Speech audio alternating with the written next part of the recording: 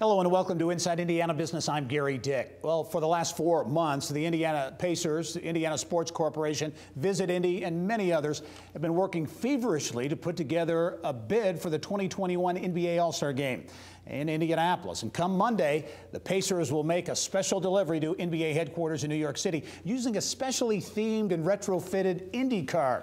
Now, some suggest an NBA All-Star Weekend would have a $100 million plus impact on the region's economy and could be a catalyst for a new downtown hotel. For more on the potential impact, I'm pleased to be joined by Indiana Sports Corporation President Ryan VAUGHN. And Ryan, as always, welcome to the program. Well, thanks for having me. And the Sports Corporation certainly very key to this effort. I mentioned the special delivery that's coming up Monday, a unique way to deliver the bid to the NBA headquarters. Yeah, whenever we have an opportunity to host a premier sporting event like the All-Star Game or any of the others in our past history, we want to make a special impact. We want whatever group it is to know that we're very serious about it, and this will be a fun way to let the NBA know that we are very, very serious about the opportunity to host their premier All-Star Game. Yeah, Larry Bird will be out there as well as part of that process. Well, you talk about the impact. The NBA All-Star Game last hosted at Indianapolis in 1985. I actually remember it. I was there. And the RCA Dome wasn't even the RCA Dome. It was a Hoosier Dome. Right. So it was a long time ago. A lot has changed. Why is this an event that Indianapolis is going after? Yeah, certainly much has changed since 1985. The NBA All-Star Game is one of the top 10 premier properties, sports-related properties in the country. And so to bring it back to Indianapolis is really special for us. Not only do we consider ourselves the home of basketball, but we really consider ourselves the event sports capital of the country. Yeah. And to have that feather in our cap and have the economic impact in our city and the opportunity to be on a national and international media stage is really powerful. Talk about two things. One, the impact, the economic impact mentioned earlier, $100 million plus the media impact, which again gives Indianapolis the chance to shine in the national spotlight. Yeah, so I mean, we will have over 7,000 hotel rooms that are already on hold for this opportunity. Restaurants will be full.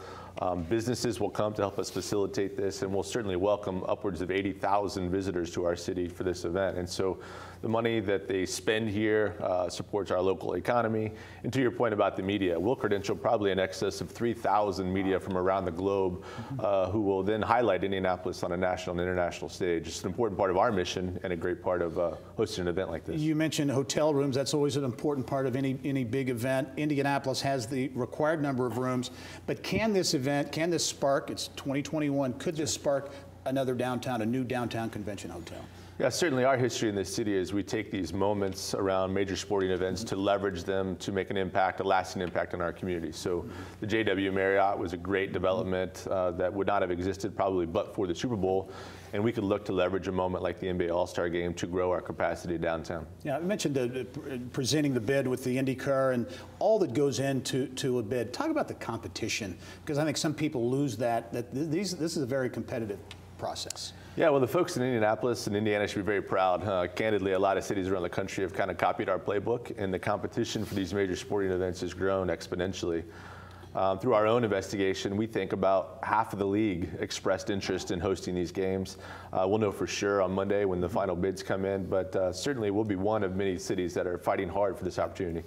Professional sports, one piece of the Indiana and Indianapolis sports puzzle, if you will. This week, the NCAA came out with a host of events that will be in Indianapolis, Final Four, which we already knew on the men's standpoint. 2021 is shaping up to be, especially we get the All-Star Game, a very busy time. Yeah, it could be a really incredible moment for basketball in Indiana. We would have the opportunity to host the Women's Big Ten Championship, which we host every year, high school state championships, move straight into the NBA All-Star break, and then fast forward just 6 weeks later to the men's Final Four championship. So literally championship basketball at every level possible. Yeah, how does Indianapolis stay out there? When the Sports Corp started, it was the first, right? I think one of a handful in the early days. Now there are hundreds. How do you keep ahead of the game? Yeah, we just try and fill that calendar with these kind of premier events. And we couldn't do it without the partners like Visit Indy or the Pacers, Colts, things of that nature. But the city and state are a big part of that as well. And I think what makes it successful is everyone appreciates that's an important element of who we are as a city,